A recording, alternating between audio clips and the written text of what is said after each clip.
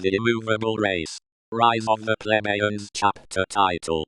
The Hermit Priest, a Trilogy by Mikale. Why are you here? What have you come all this way to find? Asked the priest rudely as I followed him into a narrow cave opening in the side of a steep cliff. I'm confused. I thought I was sent here to gain some form of training, I said, perplexed as I watched him quickly and skillfully light a fire. Your mind is full. Go home. There is nothing more for you to learn here, said the priest, facing the back of the cave, fuming. His shadow flickered off on the cavern walls as an underground breeze caused the fire to falter. Who sent you? I was sent by the High Order, I said, replying to his inquiry as the hermit priest's ears perked up and his entire body froze stiff. And plus I can't leave here until summoned by the Order. Did you say the High Order? Why would they send you here? Asked the bewildered priest. I was hoping that you'd be able to provide me with the answer, I replied, now more confused than ever. That doesn't make sense, said the priest. No, wait. It couldn't possibly be. But what if it is true? Then it must be time, but it couldn't possibly be time, he said, apparently arguing with himself. What is the day? The priest asked, turning around and flailing his arms violently. What is the day? What is the day, my boy? What is the day? The old hermit priest rushed past me and rummaged through makeshift shelves full of wooden bowls, leather-bound books, and shiny trinkets. An earful of racket bounced off of the narrow cave walls. I believe it's the 18th of December, I said, sounding halfway sure. The 18th, stammered the priest. Are you sure? No, I'm not sure exactly. I've lost my device, and with it my calendar. The days as of late have somewhat blurred together, I said. No, no, no, yelled the priest with stress and frustration in his voice as he tore the cave apart. Is there something that I can help you with? I asked, not fully understanding. He continued to create a mess without providing me with the slightest acknowledgement. The priest finally pulled a crooked wooden cane from a pile of rubble. We'll get to the bottom of it, my boy, the hermit priest said assuredly. Follow me quickly. We must hurry, for the sun will soon be setting. I still don't understand, I said, hopelessly confused. There is no time, the priest said, rushing out of the cave.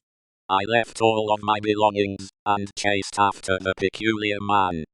Where are we going? I yelled just before finally catching up. We were trailing through an ocean of golden grasslands. Far ahead a large stone structure could be seen rising out of the landscape, rearing its massive head. There is little time for questions. Soon enough we shall have all the answers. But for now the unknown must suffice, responded Hermes. We passed by a nearly dried up watering hole. A doomed fish flapped from side to side in a shallow pool of mud. Menacing clouds of midnight blue aggressively approached with the sound of crackling thunder as its battle cry. A herd of antelope and elephants parted as we passed them by, as if paying reverence to something supreme beyond anything visible. Who was this hermit priest? Soon our terrain had become increasingly rough. We persisted as we treaded upon treacherous slopes. Before I knew it, I was pushing the priest's foot upward toward a narrow groove in the side of a vertical cliff. Later, clasping palms, the frail priest easily lifted me with one arm onto a grassy plateau high above the Ethiopian grasslands, with some form of invisible strength. The storm was still to our backs, with the sun before us diving steadily toward the horizon. We braced ourselves against a strong and dry wind. Large oblong stone pillars stood together, forming a gateway that was positioned a few yards shy of catching the exact positioning of the setting of the sun.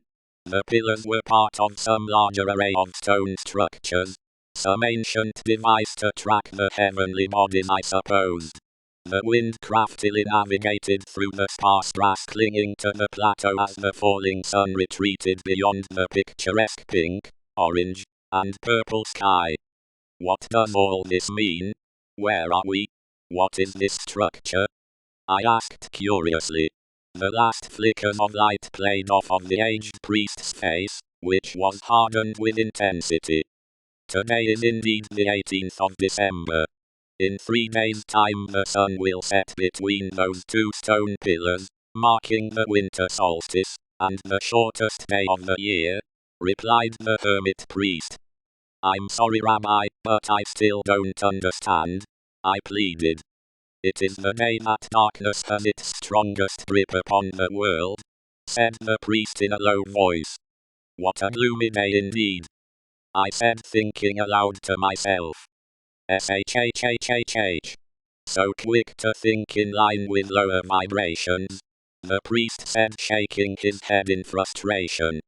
Although it may be the darkest day of the year, it is also the eve before the light begins to rise again. It is the day the Earth, Sun, and center of the galaxy perfectly align. For it is during this bleak time that many are filled with an ache for brighter days, possessing a dampened spirit. It is often in the midst of the deepest darkness that true joy is realized. Only in the presence of death does one become wise to all that he possessed that made life worth living. Is it not true that the stars sparkle brightest on a moonless night? It is only in the depths of darkness that one becomes truly acquainted with the light. All things that are valuable are not easily obtained. A horizontal line separating the dark from the light began to slowly crawl down the figure of the hermit priest from head to toe. And as the darkness finally chased away the sun, a heavy rain poured down around us almost as if in celebration of the dusk. See the small sprout recently germinated? Questioned the rabbi, kneeling down and pointing to a bright green bud fresh from its former seed enclosure in the dim light. The old must die in order to bring forth the new. We have 3 days to prepare you, he stated with the utmost urgency as lightning seemed to illuminate all the earth. Prepare me for what? I asked. In the desert it often rains, once every 100 years, said the priest. And often a patient plant may only get one opportunity within its lifetime to fully bloom. 3 days from now will be your one opportunity to gain the key to a superior evolution into a being of light. It is the only way that you will defeat him, he said as we both stood there unwavering in the rain. Charles Wright? I asked, quickly turning towards him with a dumbfounded expression. His brave face became fixed on the dark clouds now engulfing the horizon. Charles Wright? The priest responded finally. How do you know him? I asked the priest as if offended. I trained him, said the priest. What you will find one day as you leave a legacy, you'll discover that even the greatest of teachers can be failures. When confronted with a spectacular pupil, a wise instructor will feed them light and guide them along a path where their talents can be used for the manifestation and glorification of the all. Yet, in the end, the choice between dark and light, between justice and injustice, between piety and blasphemy, is a decision that the student must alone make. Take the Roman Emperor Nero for example, who was taught by the great philosopher Seneca, whose purpose was to mold him to be a just and humble ruler that would be adored for all ages. Yet, he chose the path of death and destruction. It has been said that he would crucify true believers, throw them to wild beasts, and even use them as human torches when the sun had set to provide illumination in the night. The priest said with a hard expression as if himself enduring such unimaginable pain. I admit my failure, for Wright was a promising pupil who failed to claim the light. But his reign is near its epoch. Soon his fire will fizzle out, and a new day will come. It is not by pure chance that we have come to exist simultaneously in this moment. I will do all I can in order to aid you in this war, But the final battle is yours, and yours alone, said the priest leaning on his staff.